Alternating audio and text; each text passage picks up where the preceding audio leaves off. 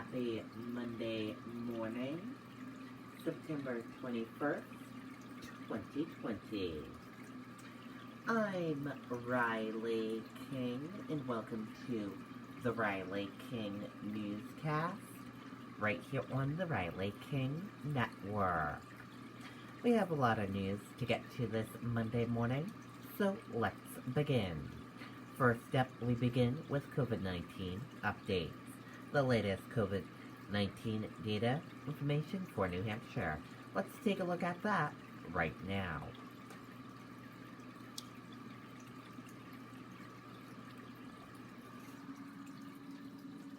And here is a look at that information for all of you. Right now, there are 7,947 number of people in New Hampshire have tested positive for COVID-19.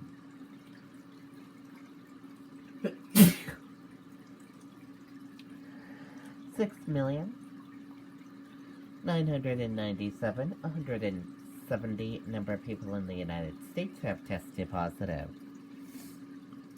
438 number of deaths from COVID-19 in New Hampshire. 725 number of people have been hospitalized with COVID-19 in New Hampshire. And 204,83 number of deaths from COVID-19 in the United States. And let's take a look at this current map of New Hampshire right here, where current cases of COVID-19 are.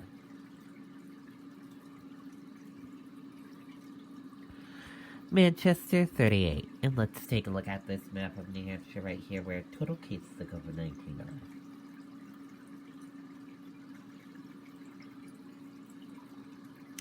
Manchester, 2025. Let's take a look at these three charts here. Let's start with the first chart here. New cases each day in New Hampshire. In the purple, daily new positive COVID-19 cases. In orange, new hospitalizations. And in the red are the deaths. Let's take a look at this chart here. Current cases. In the purple, current COVID-19 cases. And in the orange, current hospitalizations.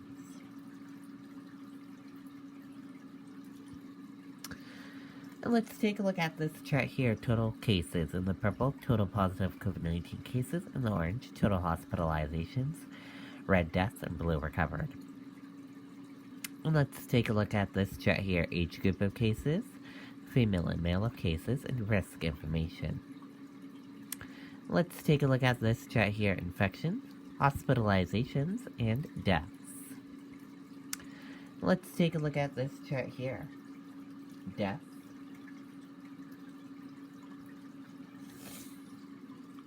Percent of New Hampshire population, race/ethnicity of cases, and hospitalizations. And a reminder, your common symptoms: fever, lack of smell, cough, difficult breathing, chills, nausea, vomiting, and diarrhea. Our spritz and prevention tips. And be sure to stay with the Riley King Network for the latest of your COVID-19 information. Colder weather starting to impact outdoor dining. Restaurants anticipate changes to guidelines. Idea floated for barriers between tables. Let's take a listen to that video from WR News 9.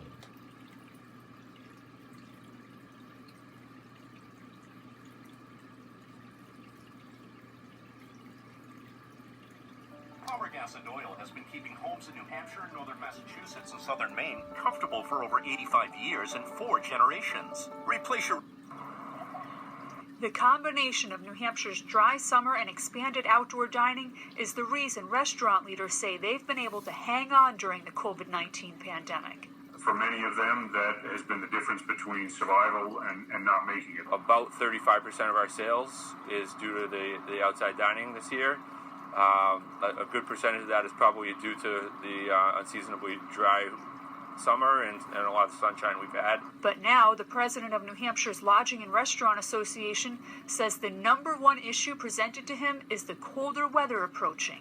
Certainly hearing from a lot of folks that the outdoor diners are becoming few and far between. Those numbers have dropped up pretty dramatically, probably in the last week or two. Mike Summers says the association is working with the state and health officials for options when the weather makes outdoor dining impossible. Among the options being considered, adding a barrier between tables inside and reducing the distance between them. The operating manager at T-Bone's Great American Eatery in Concord says he's noticed a bit of a drop in customers and the dinner crowd is eating earlier. He welcomes the idea of protective barriers inside and is optimistic about the future.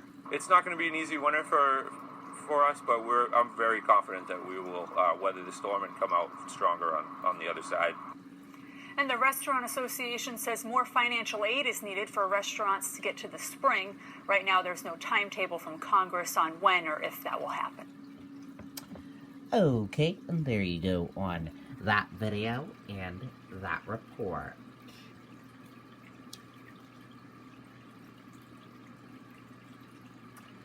Hassan Shaheen calls for post-election Supreme Court vote. Hassan says Ginsburg left lasting legacy fighting for equality. Let's take a listen to that video from WMUR News 9, Tim Callery.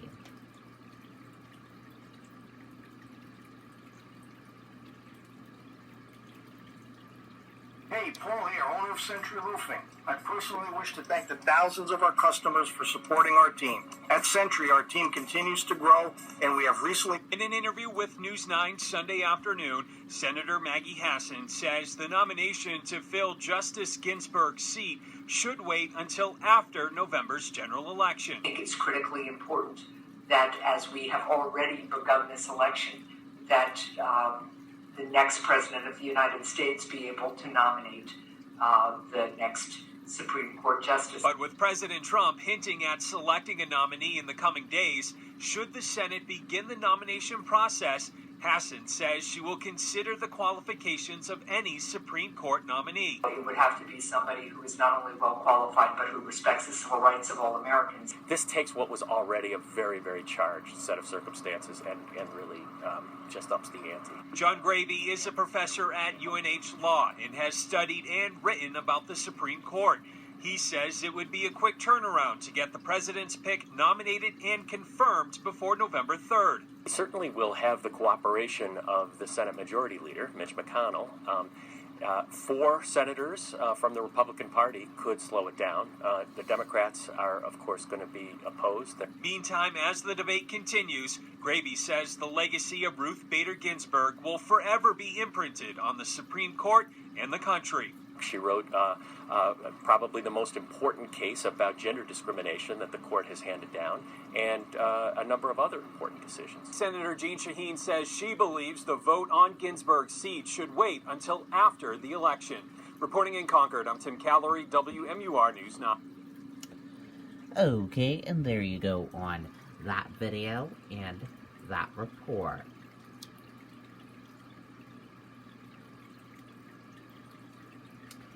Severe drought impacting access to water for firefighters in smaller communities.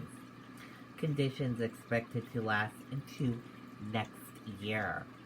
Let's take a listen to that video from WMUR News 9, Siobhan Lopez.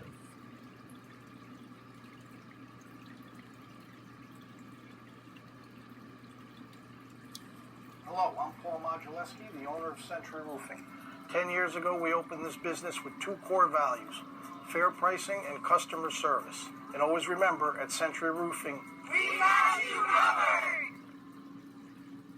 The impact of the severe drought is clear by the low levels here in the Piscataqua River. It's affecting the ability of local fire departments to get water to scenes. The fire danger is high as water levels dip dangerously low. Probably the lowest level we've seen this ever, and and I've lived here since 1974. New Boston Fire Chief Dan McDonald says a battle with a recent brush fire exposed the severity of the water issue. The town has 32 cisterns that act as underground water tanks, but even keeping those filled is a challenge. Our cistern we were using it quicker than we could fill it. We actually had to tap into a local town's fire hydrant system, the next town down, and use their hydrant system because we just didn't have the water. McDonald says the cisterns, like this one that can hold 30,000 gallons, are their first line of defense when getting water to a scene. But other smaller towns, they don't have them. They rely primarily on ponds and rivers, and they're really hurting. McDonald says drought conditions this severe highlight the importance of mutual aid, often needing tankers to respond from other towns. He says it is virtually impossible right now to pull water from the river when it's this low. At times, they have to purchase water from swimming pool companies to fill their tanks.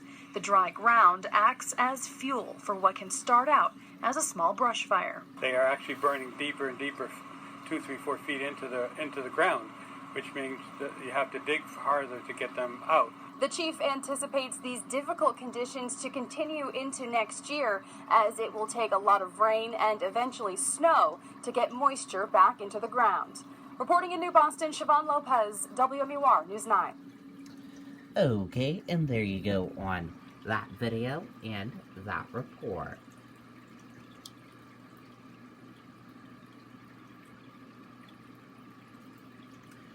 U.S. stock futures are down as Wall Street tries to recover from a 3-week losing streak.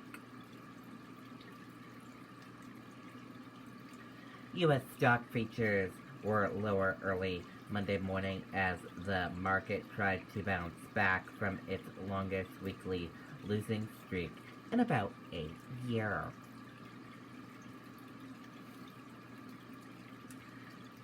California's Bobcat fire explodes in size. Let's take a listen to that video from ABC News.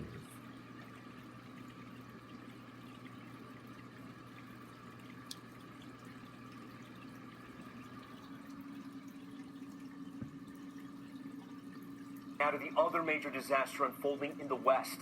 California's Bobcat fire exploding in size. Fire officials say it could be more than a month before the fire is fully contained.